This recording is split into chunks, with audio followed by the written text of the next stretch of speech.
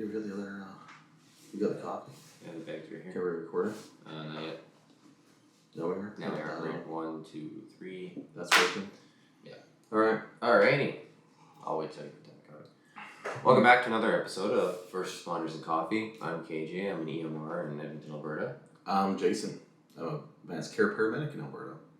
And today we got another coffee to review.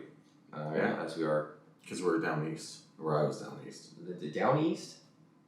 Over east? Is that better? Yeah. Well, you're not down is south. Yeah, well, okay. Maybe we're a little downer than where we were. It's kind of a downer. Well, anyways, we got this coffee called Receiver Coffee I found. And it's actually Queen Charlotte Islands. Has our Queen Charlotte Islands. It's pretty. It's because it's a white bag. It's it's Receiver Coffee, and it's actually from PEI, and it says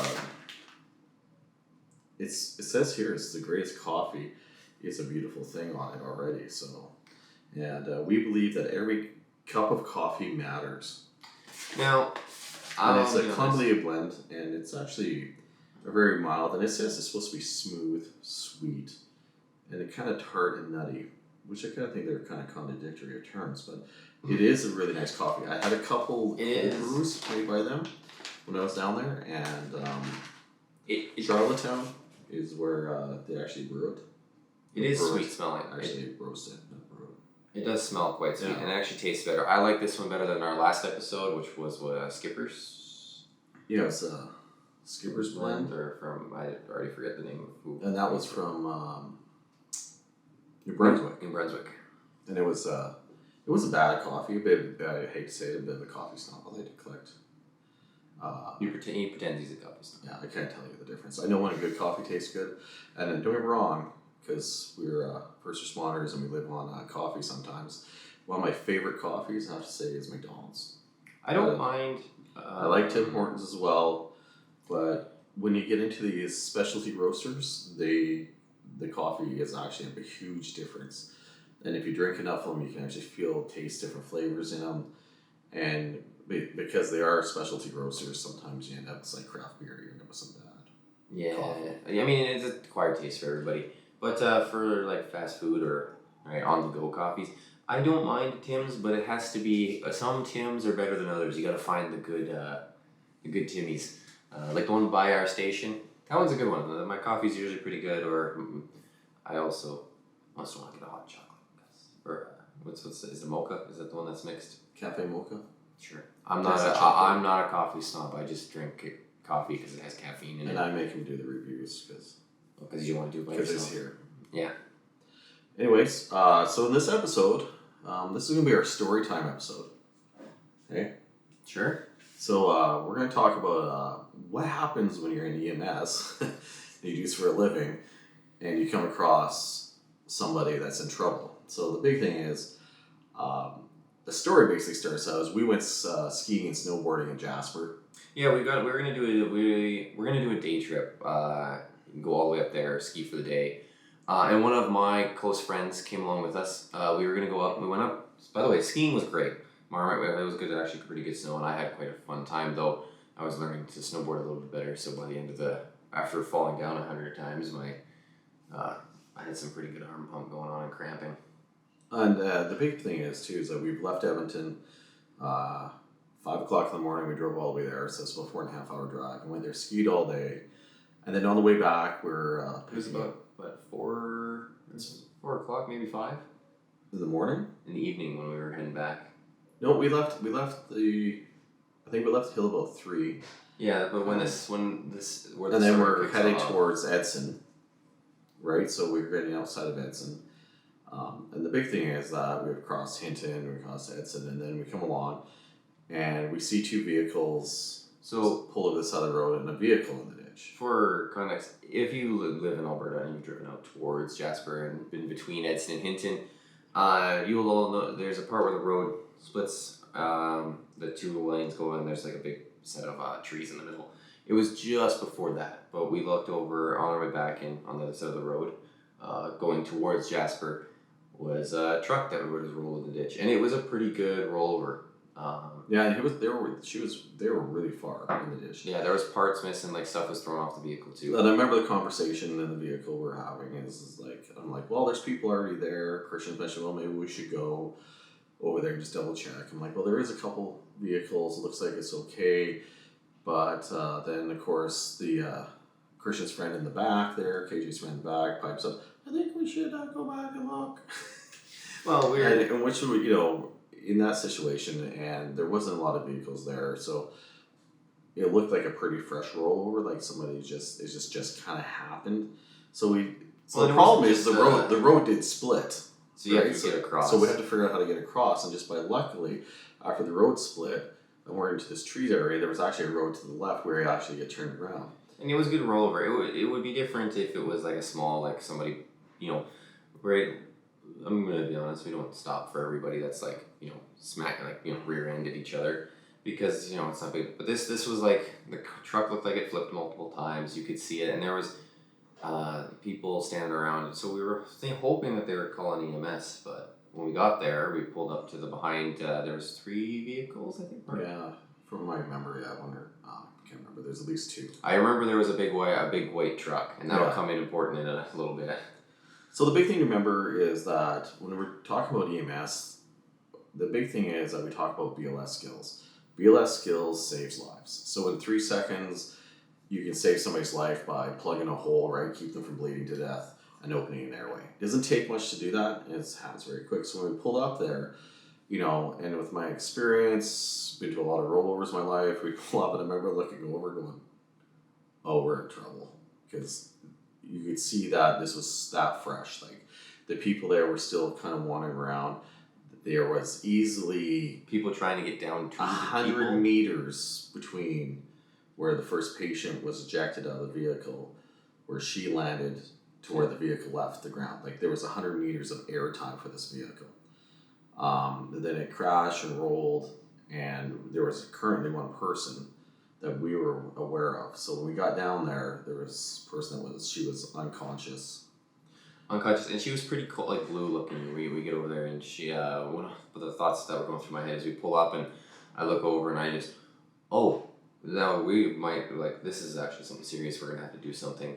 And as we get down there, we're learning that the people, like, who are also there are just getting to this patient too. Yeah, they were just calling 911. And for context, I was in maybe a hoodie, some jeans, and some Vans shoes, which probably wasn't the best option. Yeah, and we're also up to our knees in Yes. snow. My friend also was in jeans and in his Vans. You know, we're traveling all the way from Edmonton to Jasper, and they're in Vans. But anyway, boots were cold. Yeah. Anyway, so we get there to this person, and she's unconscious. She's audible. Like, again, you could hear that she's having trouble breathing. She's got, looks like an obvious deformity to her lower right leg. Her right arm looks deformed as well, but we can't really see anything, but there's some blood there. And you're thinking that she's got ejected from this vehicle and she's landed here. The vehicle probably still was another 100 meters. Yep, it was away from us. Yeah. So as we start taking care of one, the first thing I just say is, the first thing I did is I said to KJ, KJ, open the airway. And it was kind of funny because, not the time wasn't funny, but it is kind of funny. He looks at me and goes, I got no gloves. I pointed out I'd like some gloves because, you know, I don't really, because I can tell by looking at her, I can see there's blood on her face. She's obviously has some lacerations. And I pulled the trump card. I'm like, no, you're going to open her airway. This is where we're stuck. We're going to do this. Meanwhile, there's this gentleman on scene. And all of a sudden he says, you need gloves? I'm like, well, it would be nice if we had some gloves. And I don't know where he got them from. But within like seconds, he's got this box of latex gloves. And a big box of like those Grease Monkey black latex gloves, those like the heavy. Yeah, they were good. Like, so we all put gloves on. We got his friend Carter to get a pair of gloves on. Also, I turned around and that same guy got my friend some boots. All of a sudden, I looked over and he was out of Vans and he wore boots. At that point, we were like, so I'm like, go open the airway. So Christian opens her airway, and you can hear her start breathing. Again, like we're talking about, like BLS skills save lives. She'd start breathing. So you open up the thing, you got good airway, it's going through. It was interesting because we're now talking to dispatch because they had to put them on speakerphone. And we're like explaining to them what's going on. And finally, the poor dispatcher was like, well, what do you got? I'm like, I don't know, 29 Delta injected. They're like, oh, we can work with that. And I'm like, can you tell me where the ambulance is coming from? Because sometimes in Edmonton, in Alberta even, sometimes the ambulance is coming from a long ways away. So what we're going to do for treatment is going to change if we know the ambulance has got a longer way to come. And it was coming out of Edson. It was about 16 or 18 minutes away. So we started just to do some basic treatment. Biggest thing was open the airway. And of course, you got to remember that we're into our knees up to the snow. I just hadn't had I wore my boots. And the funny part is, like Christian mentioned, this guy comes up with these things. And I'm like, you know what would be kind of cool if we had some trauma shears. And all of a sudden the guy hands over a pair of trauma shears. He was very equipped. He had all sorts of stuff in his truck. And I think that's an important thing about, even if you have and he explained that He's a volunteer firefighter. And he had his work truck, which has the advanced first aid kit. Which is good, I think. And after that, I have a small first aid kit. I do want to get a bigger one to put in my truck. You know what you need? Gloves, pocket mask. Yeah. If you can get your hands on a BVM bag mask valve, I would have one of those because I don't like doing AR. I would get hands on some gauze too. Something just to just gauze and roller gauze. So we get in there. Christian's got his ass in the snow. He's freezing to death, and this guy comes up to him and taps him on the shoulder. He goes, "Hey, lift your ass up." And he slides underneath. Yeah, gives him a cushion. Yeah, it was an archery target pad. Yeah, it was just the craziest thing. And then Carter beside me, he's like, "Man, my feet are getting cold." And I can hear the guy go, "So how's your feet?" And then I look over, and now Carter's got a pair of boots on. This guy actually gave him a pair of boots to help. So as we're doing all this, and basically we're not doing much. Basically we're holding her airway open. I cut her. We're doing her ABC. Cut her airway sleeve open so I can see her injury. She has a open compound fracture to her humerus, was sticking out about maybe 4 inches. I remember Carter looking at me going, "Is that a stick?" "Yeah, is that a stick?" And I'm like, "No, that's her bone. Do you want to touch it?" He's like, "No." It was pretty and we're probably 20 meters into the ditch. We're pretty deep in the ditch, and in Alberta roads, some of those ditches are quite steep. And so we're doing our BLS skills. We're going airway, breathing, circulation, and then bleeding. So we're controlling her bleeding. We've got her airway open, and she's breathing on her own, which was a big thing, right? If she wasn't breathing on her own, we'd be a little more hooped. Well, we'd be using the guy's pocket mask. The nice thing too about bystanders, this bystander having a kit, was he also brought he had work jackets. So he brought me a work jacket. He had Carter. You had a work jacket. And Carter he had a jacket on. He even had a thermal blanket, which was shocking and great, that he could throw over the patient to make sure to try to keep some of that heat that she still has. So why is that important, the heat? Well, because you don't want to go into hypothermia, because then she's not perfusing well. And what she's not going to do? Be able to clot as well. So she's got she had bruising across the top of her chest, right? She had some bruising to her belly once, and we found that out. So we're waiting for Edson ambulance to show up. So as we're sitting there waiting for this ambulance to show up, we're talking to dispatch, and they keep asking us if she's arrested yet, and we're like, which means her heart stopped, and she hasn't. But I can see we're getting to the point now. We're at that pre-code stage, right? And I can see that he's concerned, which means we have to do something. And now we're up to our knees. In snow, and I'm like, on an angle. And I'm like, so you can't do CPR in the snowbank. Let's just be clear. And the trick is I forgot to do CPR on this lady. We have to get her out of the snowbank. Even though she's been thrown out, Christian's maintaining an airway with C-spine, we're doing all that. And I remember going, it'd be nice if we had another blanket. We could just get underneath her, and we could log roll her and get it underneath her, and then we could carry her out. There was enough people.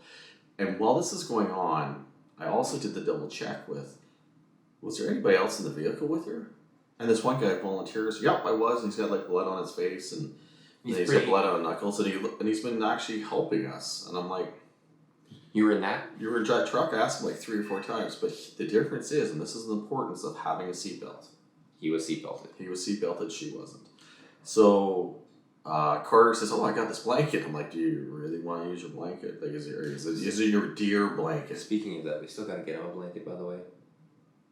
We owe him a blanket. No, I'm not. I don't owe him a blanket, but we'll see. So the idea is, he brings up this blanket. It's one of those ones that turns into a pillow and unfolds. We were able to put it in underneath her, and then we did log rolled her onto the blanket, tucked it underneath her. But there was by this point there were 6 or 7 people. We carried her all the way up on the snowbank. We get her onto the edge of the road. And that way, if we do actually have to do C-spine, but again, just a little bit of movement, and I'm sure because she was quite uncomfortable, she had a number of fractures, especially like the one arm. I was worried that she had either a pelvic or a hip fracture just due to the way her leg was laying, but she was actually able to move it. When we started moving her, she started moaning a little more and groaning. The other thing was we had the bystander happened to have, I don't even know what it was. It looked like a roll, like a giant sock tube with some kind of like thick padding in it that we were able to put her over her neck. So when I was on the head, so while I lifted up, I was able to maintain as much C-spine as I could. So when we got her to the side of the road, too, she had her neck had something going on. So yeah, it was actually crazy what this guy had. And because it was under her neck, it actually helped. Yeah. All right, so we're back to tell our story. God, well, we gotta get better at this. We gotta pay that other kid that's upstairs that's usually producing. Yeah. We didn't bring him down here because we're producing on our own today. Yeah. So back to our story. I was talking about having that pillow on her neck, which keeps her neck from coming down and keeping basically like a natural. If you lay down and on your back and you naturally want your body goes like this, and when you learn taking airway, jaw thrust for spinal or opening and then throat, and it helped keep her from wanting to like bring it back down, especially because she was unconscious, but she was moaning a little bit. Yeah, she was definitely, when we moved her, she became. I think that arm. She no longer was a 3, right? She's now like a GCS of like an 8. She's had some moving. She was moaning. But we do get her to the side of the road. Yeah. We get ready because we're thinking we're going to have to do CPR in the ditch. But by the time we get out, she actually is doing much better. And I don't think we're on the side of the road that long, and then all of a sudden the ambulance showed up. I think total we were on scene probably. Well, we were there 20 minutes. Half an hour, I would say. At least. So they show up.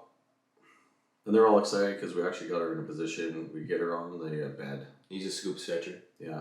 And get her in the back of the ambulance. And they're actually from Edson, and they're a BLS crew. So we jump in with them to give him a hand.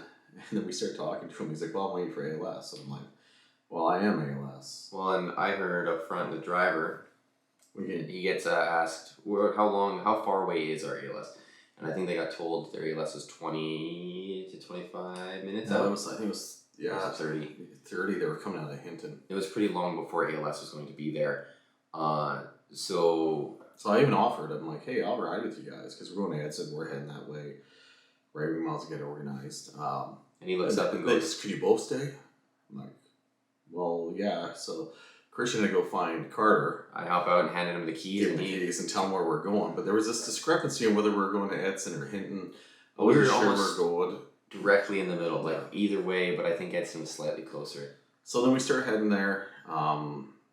Again, she's quite shut down. Trying to find an IV on her was terrible. But we put some oxygen on her. Again, we're talking about like basic airway or basic BLS skills, right? We maintain C-spine the best we can. We're going to keep her airway open. And now we're giving her some oxygen right through an NRB. Just flutter to help her out. And the neat part about that is, as we're driving, she starts talking to us. Yeah, she was talking to me. I was busy asking her questions, and she was actually able to tell me her name. And it was quite a rough, because getting a year, the talking was very much I'm and it was hard to understand. But she was talking, which means she's perfusing enough that. Well, yeah, she's gone from being a GCS of 3 in a ditch to now probably a GCS of maybe a 13. I'd say like being a 14, but I mean, she did do some purposeful movement. She was able to follow some commands. The other thing for a little bit was when we checked her eyes, her pupils. Her eyes were doing what did you call it? Gazing. Yeah, that stigma gaze, where she was just kind of going back. It was shifting back and forth constantly. So kind of wondering that she has this type of head injury, and she was thrown from the vehicle. And asking her like, "Can you see me?" She would report yes, but I don't think she has actually seen me. Yeah, and then we were heading in. So we go flying in, lights the sirens, we ride with them. Carter's going to bring my truck behind us. And we actually end up in the Edson. ER helping. Yeah, well, we end up in the ER. We think we're in Edson. That's where we think we're going. And so this goes on. We end up helping actually in the ER as well. being a smaller town, they didn't actually have enough resources as they were doing it. They actually ended up putting using a bone gun, right, to get an IO on her, and they gave her some oxygen. And actually, by the time we actually got kicked out of there, she was doing pretty good. Yeah, she was getting to the point of being pretty stable, I think. But I think the biggest thing out of you take away from the whole story is that BLS saves lives. Yes. Also, this gentleman, this guy that had his truck there, he had everything you needed that we needed to do that BLS level. And yeah, we would have touched her without her gloves. I would have. And I'm sure you would have too. We would have done a few things differently. But in the end, it was just opening an airway, making sure all the bleeding stopped. Oh. And even like when we put her in the ambulance, we have all this gear, basically oxygen, we can't get an IV. I can't remember what her blood pressure, but her vital signs, she was a little tacky and... she was soft. She was a little soft. And her pressure was a little low, but overall she wasn't doing not too bad. I don't think she went below 90 though. I think she was above 90. Yeah, like I can't believe, like for how far the truck flew, being ejected. It turns out that she actually, the leg that I thought the pelvis inside her leg was injured on, she actually was able to pull that back into line at one point. So she actually probably didn't break anything at that point. No, but the biggest thing, right, is like BLS skills save lives. Even if you don't have, right, it just could be, right, it's just those airway, breathing, circulation. And if you don't have a whole lot of kit, you can still do quite a bit, right? The nice thing is now, the other thing is like what I learned from it is I do want to keep a kit in my car. It doesn't even have to have a whole bunch of stuff in it, just enough that if something does happen, right, a pocket mask or, if you're... Gloves. Right? Gloves. If you want to touch somebody, you need gloves. You need a pocket mask if you got to breathe somebody for airway. Right. Some sort of like gauze, some roller gauze, and some 4x4s, right? Yeah. And even instead of having roller gauze, you could have a... maybe some scissors. I would call it scissors.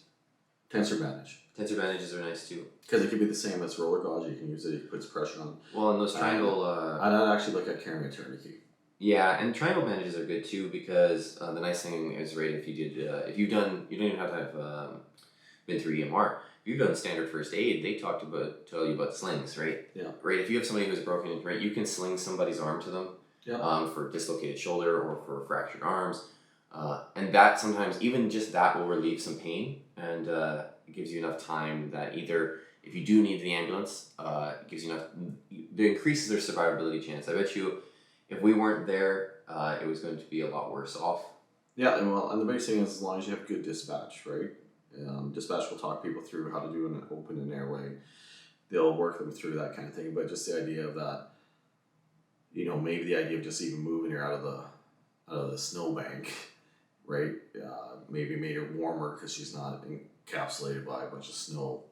And we get her on scene, get her up on the side of the road, and then when the ambulance shows up, she's ready to be packaged and go. Where they don't have to dig her out of the snowbank as well. I think a big learning thing I learned from this too, and doing some, right, I'm mostly in transfers, but coming out as an EMR, right, and when you're getting trained on stuff, they talk about scenario land.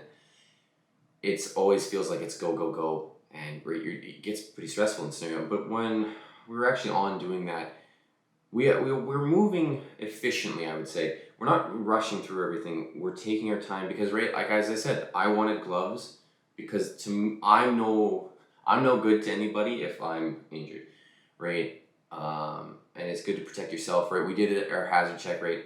Where's the truck? Is there anything close to doing? Do we see any stuff? And there's other people doing freight checks too. And once we knew it was okay, right? And then now the other hazard, right, is snow. It's nice to have some boots, and it was nice to get the jacket, right, because that keeps you out from the elements, right?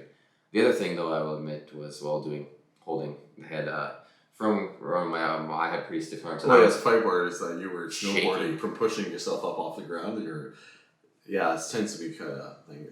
But the biggest issue is that, or not the biggest issue, the thing is you take away from all that is BLS. BLS saves lives.